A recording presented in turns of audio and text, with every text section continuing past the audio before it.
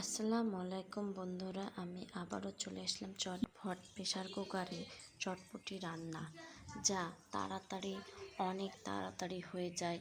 মেহমানকে বাসায় রেখে আপনারা এভাবে চটপট রান্না করে নেবেন। আমি আলুগুলা ছিলে দুই ভাজ করে এভাবে দিয়েছি।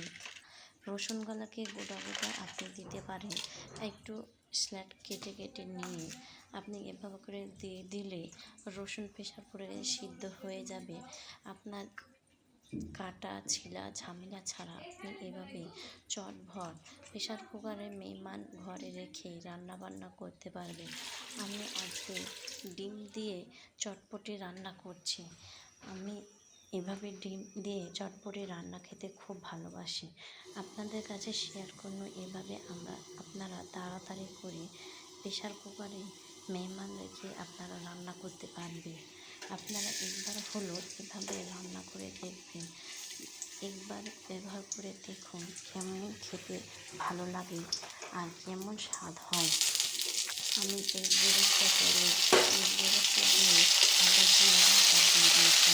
আবার দিয়ে রান্না যখন ভাজা ভাজা হয়ে যাবে তখন আমি হচ্ছে দেবো চটপটিগুলো দিয়ে দিব। আমি এভাবে যখন ব্রাউন কালার হয়ে যাবে তখন চটপটিগুলোকে দিয়ে নেব।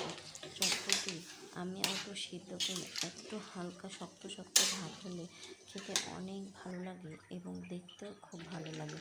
আর এই যে আদা সিদ্ধ যেগুলো আলু ছিল ওগুলো আমি একটা বাসনে রেখে গ্লাস দিয়ে চেপে চেপে নিয়েছি, এভাবে দিয়ে আমি চটপটি বানাচ্ছি।